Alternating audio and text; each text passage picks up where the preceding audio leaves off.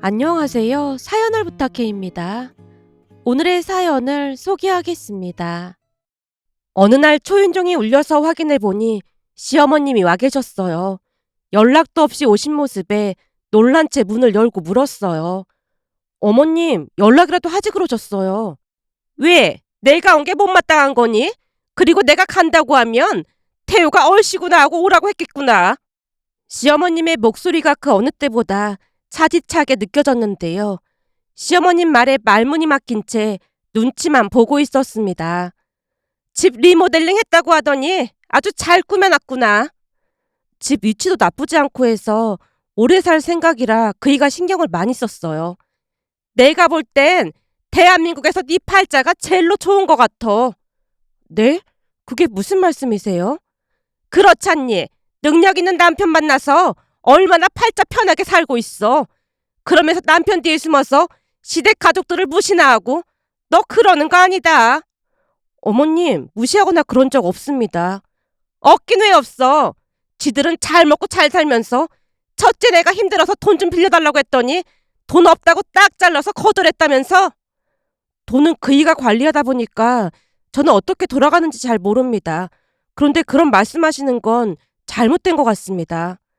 이봐라, 넌 항상 이렇잖니? 나는 모르는 일이다 이러면서 네 남편 뒤에 숨어 있잖니? 근데 내가 들어보니 이런 일은 보통 여자들이 나서서 말리는 경우가 많다고 하더구나. 한마디로 네가 우리 태호한테 돈 빌려주지 말라고 눈치를 줬으니까 태호가 그런 거 아니냐 그 말이야. 마치 작정이라도 한 듯 시어머님이 제게 따져먹고 있었는데요. 우리 부부는 시댁 가족들과 사이가 좋지 않습니다.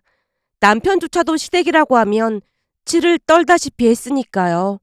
시어머님이 쉴 새 없이 불만을 토해내는 모습을 보며 말려들면 안 되겠다는 생각이 들어 제가 조용히 물었어요. 어머님, 근데 혹시 무슨 일이 있어서 오신 거예요? 넌 시어머니가 왔는데 물 한 잔도 안 줄 셈이야? 아, 음료 드릴까요? 뭘로 드릴까요? 니네는 비싼 주스 먹고 그럴 거 아니야. 나도 그거 한 잔 마셔보자꾸나. 라는 시어머님의 말에 주스를 컵에 따라 가져다 드렸는데요. 주스를 빤히 바라보던 시어머님이 말했습니다. 이런 주스나 먹고 팔자가 늘어졌네 늘어졌어. 근데 넌 다시 일하러 나갈 생각은 없는 거야? 그이가 그냥 지우랑 예준이 키우는 데 집중하라고 해서 우선은 육아에 전념할 생각입니다. 둘 다 학원 다니고 그러던데 네가 할 일이 뭐가 있다고 육아에 전념한다는 소리를 하는 거니? 암튼 그 문제는 저희 부부가 알아서 하겠습니다. 왜? 내 말이 기분 나쁜 거니? 사실 네가 우리 아들 덕분에 편히 살고 있는데 이 정도 잔소리 정도는 그냥 참고 넘어가야 하는 거 아니겠니? 우리 첫째네는 내내 얼마나 고생을 하는지 몰라. 근데 너는 이렇게 편히 사니까 첫째가 얼마나 부럽겠어. 라고 말하던 시어머님의 표정이 내내 싸늘하기만 했습니다. 하지만 그런 적이 한두 번이 아니었기에 저도 조금씩 익숙해져 갔다고 해야 할까요? 무엇보다도 시댁 가족들이라고 하면 남편이 워낙 날선 반응을 보였기에 괜히 저까지 거들고 싶지 않았습니다. 남편이 있는 날에는 든든하다 못해 무서울 정도로 철저한 방패막이가 되어주곤 했으니까요. 그날 시어머님의 말에 제가 별 반응을 보이지 않자 재미가 없어졌던 것인지 드디어 시어머님이 본론을 꺼냈어요. 저기 내가 오늘 여기 온 이유는 말이야. 조금 있으면 네 조카 돌잔치잖니. 그래서 그거 상의 좀 하러 왔다. 라며 시어머님이 조카 돌잔치 이야기를 꺼냈습니다. 사실 형님과 아주버님은 혼전 임신으로 부랴부랴 결혼을 한 뒤 첫째를 낳고 둘째 계획은 없다고 했었는데요. 생각지도 않게 둘째가 생겼습니다. 그 바람에 누뚱이를 낳게 되었고 첫째 조카와도 나이 차이가 꽤 많이 났어요. 그런데 조카 돌잔치를 굳이 저와 상의를 하러 오셨다는 말에 약간은 의아한 생각이 들어 제가 다시 물었습니다. 돌잔치 문제는 형님이랑 아주버님이랑 상의를 하셔야지 저랑 상의할 문제가 아닌 것 같은데요? 첫째랑은 이미 상의하긴 했지. 근데 너한테 부탁할 게 있으니까 말 꺼낸 거 아니겠니? 돌잔치 하는데 제가 도와드릴 게 뭐가 있을까요? 순간 또 무슨 허무맹랑한 이야기를 꺼낼까 싶어 제가 눈을 커다랗게 뜨고 시어머님을 바라봤는데요. 역시나 시어머님 입에서 충격적인 말이 새어나왔습니다. 너도 알다시피 첫째 내가 사는 게 좀 힘들잖니. 근데 아무리 둘째라고 해도 돌잔치를 안 해줄 순 없고 말이야. 특히나 니들이 전에 예준이 돌잔치를 워낙 요란하게 하다 보니 네 형님 입장에서는 이래저래 많이 심란한 것 같아 보이더라고. 어머님, 우리가 둘째 돌잔치를 요란하게 했다니요. 둘째는 민폐가 될까 싶어서 오히려 집에서 가족들끼리만 간단하게 했잖아요. 물론 집에서 하긴 했지만 무슨 파티 마냥 그렇게 꾸미고 했잖니. 그러니 네 형님 입장에서는 얼마나 부러울 거야. 그거 제 손으로 직접 다 꾸민 거라 별것도 없었는걸요? 그 말은 사실로 제가 직접 꾸미고 가족들만 초대해서 간단하게 돌잔치를 했으니까요. 그런데 제가 그 말을 꺼내자마자 시어머님이 반색을 하며 말했습니다. 내 말이 그 말이야. 그때 네가 그걸 혼자 다 꾸미고 했잖니? 네, 그랬죠. 그이가 도와주긴 했지만 풍선도 제가 직접 기계로 다 불었고 장식품도 인터넷에서 일일이 사서 꾸미긴 했죠. 그래, 그때 보니까 무슨 전문가가 한 것보다 훨씬 좋아 보이더구나. 그래서 말인데 이번에 네 조카 돌잔치도 네가 좀 도와줬으면 한다. 네? 제가요? 네 형님은 내내 일하러 다녀야 하는데 넌 집에서 할 일도 별로 없잖니.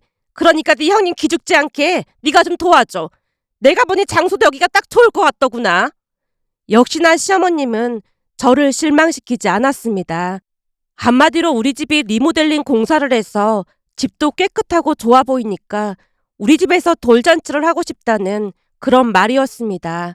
그것도 돌잔치 분위기가 나도록 제가 직접 다 꾸미고 돌상까지 차리라는 그런 말임에 틀림이 없어 보였어요.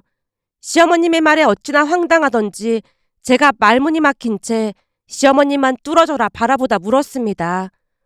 혹시 형님이 그러자고 한 거예요? 네 형님은 그러고 싶은 생각이 굴뚝 같아 보이긴 하는데 대놓고 너한테 부탁을 할 수 없으니 나한테 부탁을 한 거 아니겠니? 네가 작은 엄마인데 그 정도는 해줄 수 있는 거지? 아니요, 어머님. 저는 못하겠습니다. 못하겠다니? 내가 이렇게 찾아와서 부탁까지 하는데 못해? 왜 못해? 대체 왜 못하냐고? 돌잔치를 하려면 형님 집에서 해야 하는 거지. 우리 집에서 하는 거 자체가 말이 안 되는 거죠. 거기다 돌잔치 준비는 부모가 해야지. 그걸 작은 엄마인 제가 왜 해야 하는 거죠? 너 지금 말 다 했니? 내가 방금 전에 다 설명했잖아. 네가 한번 해본 적이 있으니까 잘 알 거 아니야. 그러니까 동서지간끼리 도와주면 좀 좋아? 암튼 저는 못하니까 그렇게 아세요. 제가 그 어느 때보다 단호하게 말을 하자 시어머님이 집안이 떠내려가라 소리를 지르다가 돌아갔습니다.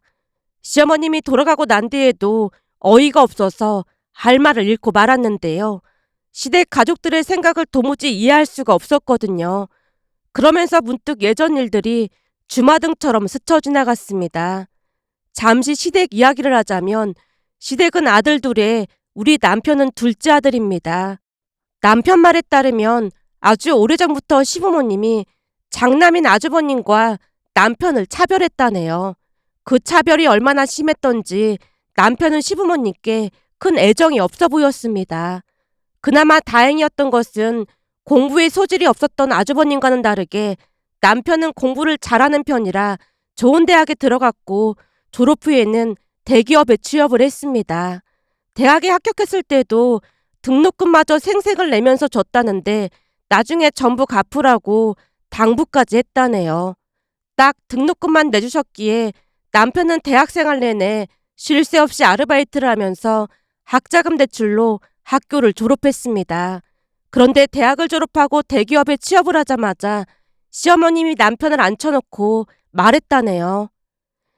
땡땡전자면 우리나라 최고 기업에 들어간 건데 너도 이제 집에 생활비 보탤 생각해. 그리고 그때 우리가 빌려준 대학 등록금도 다 갚을 생각하고. 대학 등록금? 내가 진짜 궁금해서 그러는데 내가 이 집 친자식은 맞는 거야? 뭐? 너 지금 뭐라고 했어? 참 이해가 안 돼서 그렇잖아. 대학 4년 동안 학비를 준 것도 아니고 딱 한 번 대학 입학금만 줘서 대학 내내 내가 얼마나 고생을 한 줄 알기나 해? 근데 그 입학금까지 갚으라고? 진짜 대단하다 대단해. 그러면서 지방에 있는 대학 들어간 형한테는 학비에다 생활비도 아낌없이 줬잖아. 대학생이 명품백을 메고 다니는 게 말이 된다고 생각해? 그동안 참고 참았던 울분이 터져나와 남편이 따져 물었다는데요.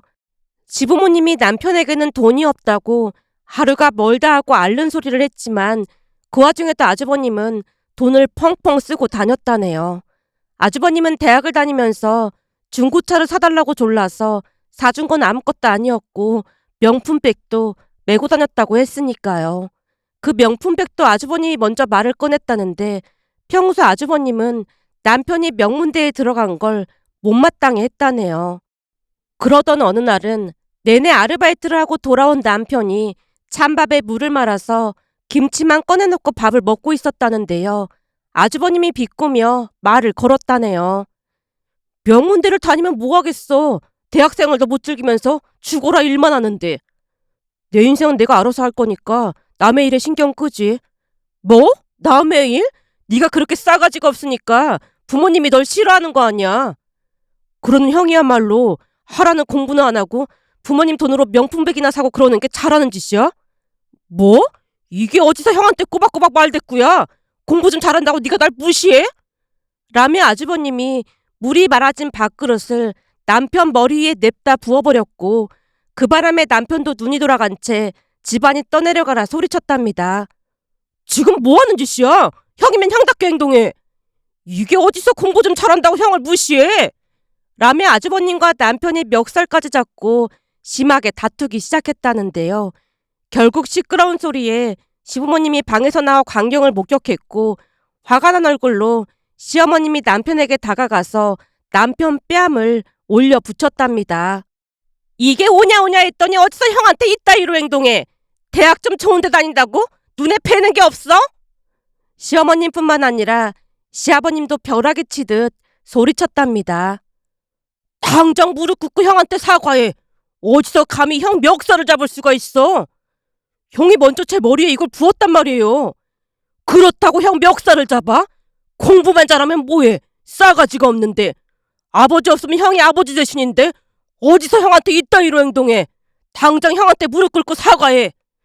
라며 사과를 강요했고 억울한 마음이 가득했지만 남편이 무릎까지 꿇고 사과했답니다. 그 모습에 아주버님이 의기양양한 표정으로 말했고요. 어때? 우리 집에서 네 위치 잘 봤지? 그러니까 앞으로 까불지 말고 알아서 기어. 알겠어? 그럼 우리 창남한테 대들긴 누가 대들어. 한 번만 더 네 형한테 이따위로 했다가는 국물도 없을 줄 알아. 라고 말을 한 뒤 남편만 덩그러니 남겨둔 채 세 사람이 거실로 나가서 희락락하고 있었답니다.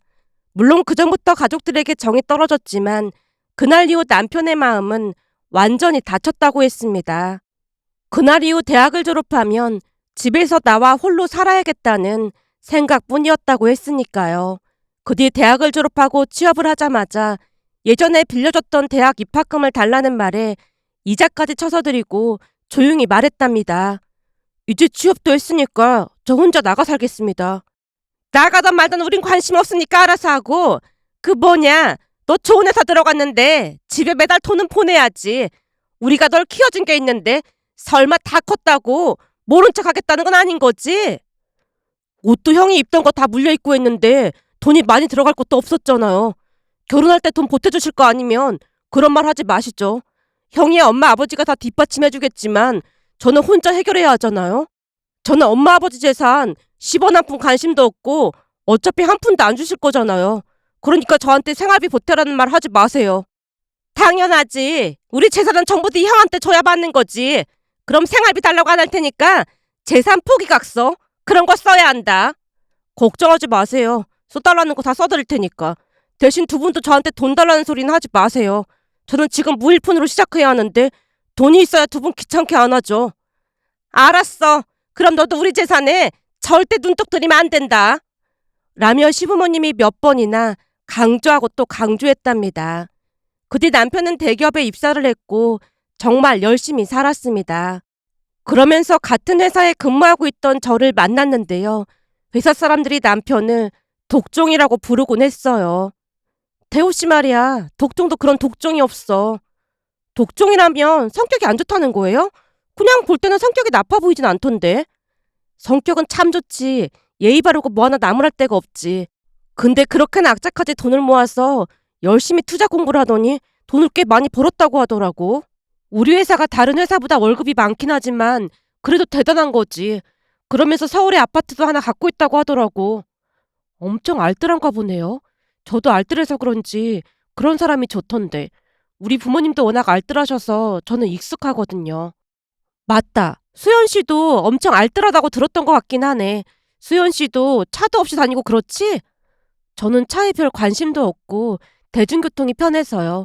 우리 부모님도 엄청 오래된 차 타고 다니시거든요.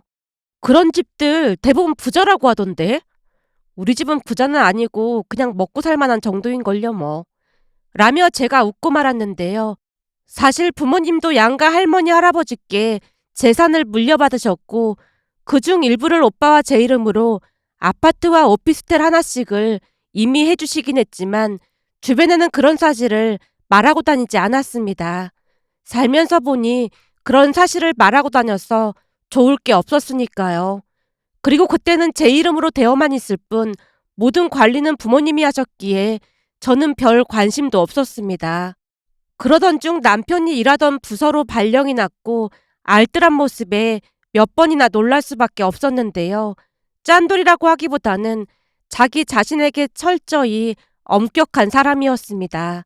같이 일을 하다 보니 조금씩 가까워져 갔고 연인이 된 뒤부터는 데이트도 많이 했기에 데이트 통장을 만들어서 서로 부담을 줄이기도 했는데요.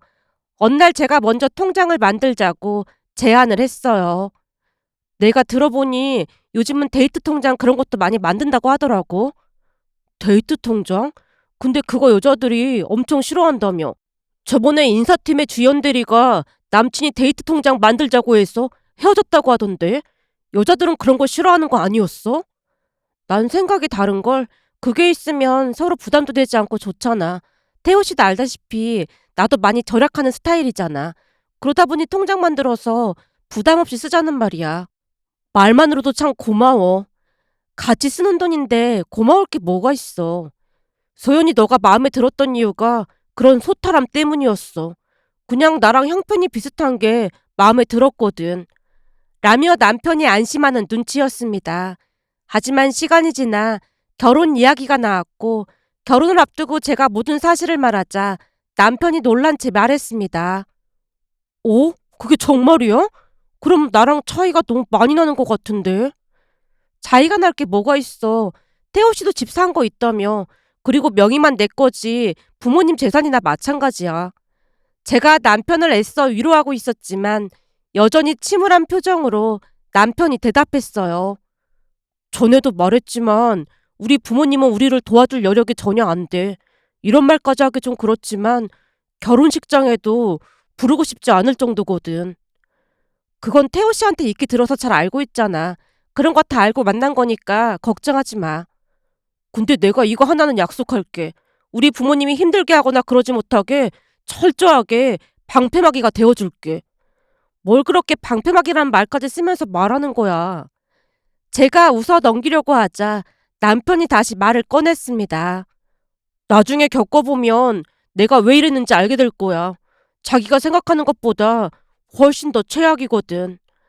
라며 남편이 양미간을 잔뜩 찌푸렸습니다. 하지만 그때까지만 해도 저는 부모 자식 사이가 나빠봐야 얼마나 나쁠 수 있을까 심각하게 생각하지 않았는데요. 우선 결혼식 준비부터 잡음이 생기기 시작했습니다. 결혼식 관련 모든 것을 우리에게 맡겼던 친정 부모님과는 다르게 시부모님은 사사건건 힘들게 했습니다. 우선 결혼식을 앞두고 있던 어느 날 시어머님이 우리 둘을 불러서 말했어요. 다름이 아니라 우리가 아들만 둘인데 첫째는 혼전 임신으로 부랴부랴 결혼을 해서 혼수나 그런 걸 제대로 못했잖니. 그래서 말인데 니들 결혼할 때는 격식을 다 갖춰서 하고 싶구나. 격식이라니? 무슨 격식? 그러니까 왜 그런 거 있잖아. 혼수라든지 그런 거. 니들은 둘 다 대기업 다니고 그러니까 여유가 있을 거 아니야. 엄마 아버지가 나한테 해준 게 뭐가 있다고 혼수를 바라는 거야? 얘 좀 봐. 널 이만큼 키워줬는데 우리가 해준 게 없긴 왜 없어. 나 혼자 큰 거지 해주긴 뭘 해줘. 그동안 없는 자식 취급하더니 이제 와서 부모 노릇을 해보겠다는 거야? 미안한데 그건 안 될 것 같으니까 꿈에도 생각하지 마. 암튼 넌 꼭 그렇게 정 떨어지게 말을 해야 속이 시원하니? 혼수 받고 싶으면 엄마 아버지가 돈을 좀 보태주던지. 그럼 혼수 생각해볼게. 남편이 담담하게 말을 하자마자 시어머님이 버럭했습니다. 뭐? 돈을 보태? 우리가 그럴 돈이 어딨다고 돈을 보태? 형한테 보태줘야 하는데 나 줄 돈이 어딨겠어. 그러니까 우리 결혼식에 신경 쓰지 마. 내가 듣기로는 형네는 맨날 돈 없다면서 돈 달라고 징징대는 것 같던데 우리는 다 알아서 하겠다는데도 왜 끼어들고 그래? 오히려 고마워해야 하는 거 아니야? 우리 결혼식에 감나라 배나라 하고 싶으면 엄마 아버지 리마인드 웨딩하면서 그때나 신경 쓰던지 해. 라며 남편이 딱 잘라서 말을 하자 시어머님 표정이 울그락불그락해져 있었습니다. 하지만 그런 남편의 방법이 통하긴 했던 모양으로 그 뒤 두 번 다시 혼수 관련 이야기는 꺼내지 않았어요. 그때 확실하게 느낀 게 있었는데요. 시부모님은 혹여나 남편이 돈을 달라고 할까 싶어 매사에 노심초사하는 모습이었습니다. 아주버님에게는 아낌없이 돈을 줬지만 남편에게는 1,000원짜리 한 장도 주기 싫어했으니까요. 그렇게 우리는 친정 가족들만 축하해주는 반쪽짜리 결혼식을 올렸습니다. 결혼식 내내 시댁 가족들 표정이 너무나 안 좋다 보니 약간의 뒷말이 나오기도 했지만 어차피 자주 만날 사이가 아니라서 모른 척 지나갔습니다. 결혼식을 하고 2달쯤이 지났을 무렵 시어머님이 집들이를 하라고 달달 볶아대는 바람에 어쩔 수 없이 집들이를 했지만 그날 집에 온 형님과 아주버님 표정이 말이 아니었어요. 특히나 형님 표정이 압권이었는데요. 우리 집이 형님네 집보다 크다며 금방이라도 눈물을 떨굴 듯한 표정으로 말했어요. 우리는 코딱지만한 집에서 사는데 그것도 대출까지 잔뜩 끼어있는데 동서랑 서방님은 이 넓은 집에서 살고 진짜 좋겠네요. 우리는 언제 이런 집에서 살아볼까요? 돈 없는 부모 만난 우리 딸도 너무 불쌍하네요. 라며 형님이 눈물을 흘리는 바람에 집들이가 엉망이 됐고 형님과 아주버님이 돌아가자마자 시어머님이 소리쳤습니다. 그러게 무슨 신혼집을 이렇게 큰 데로 얻었어? 혹시 네 형이랑 형수 속 뒤집어지라고 일부러 그런 거 아니야? 우리가 스스로 벌어서 장만한 집인데 큰 평수를 구했던 말던 엄마가 무슨 상관이야?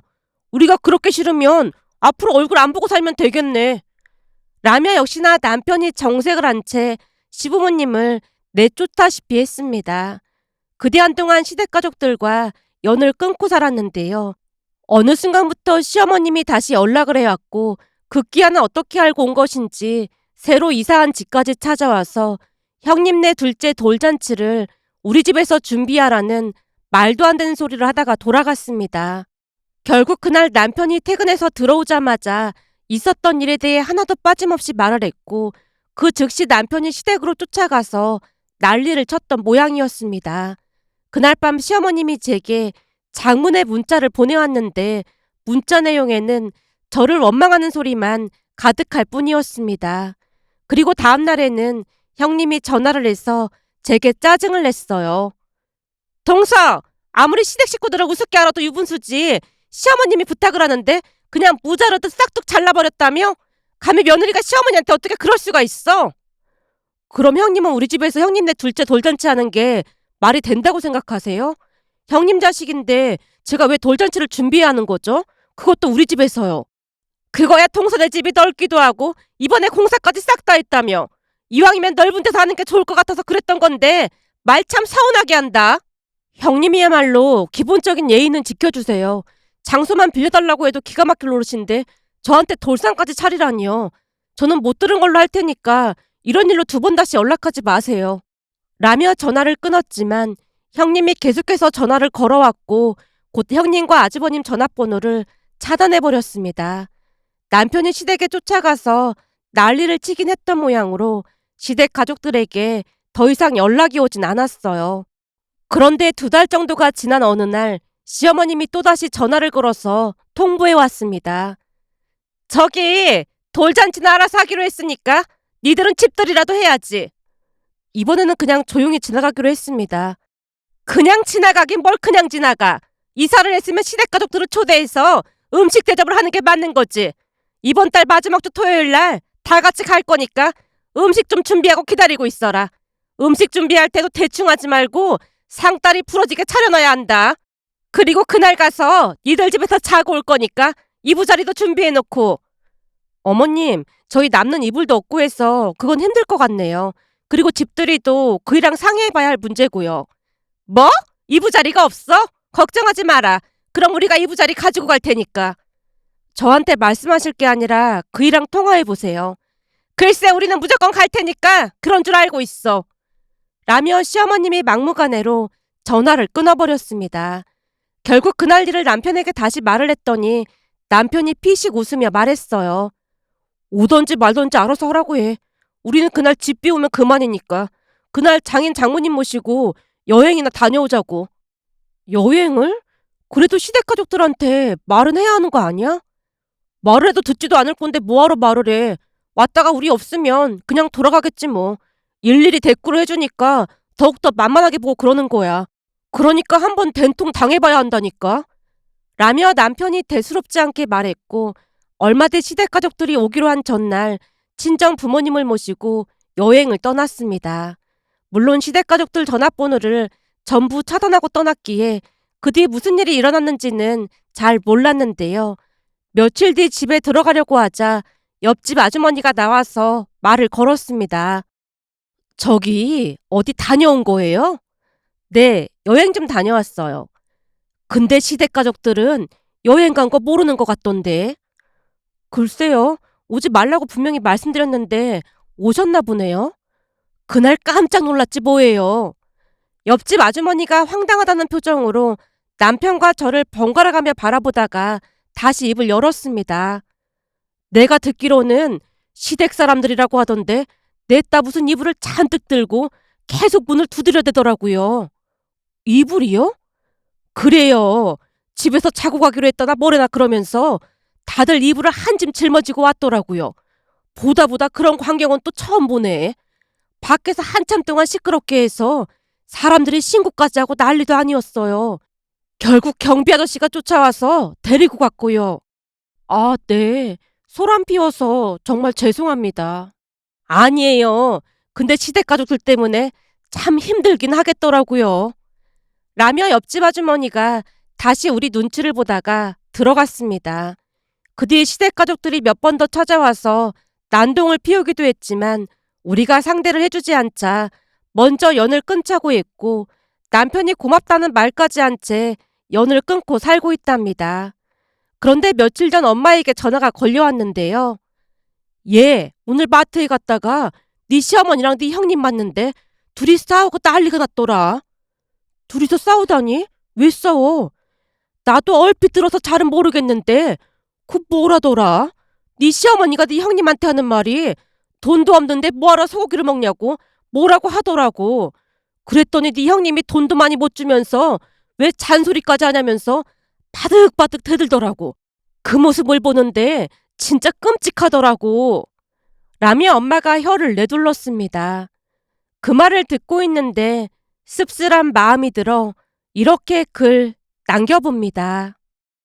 오늘의 사연은 여기까지였습니다. 즐겁게 보셨다면 구독, 좋아요 부탁드립니다. 고맙습니다.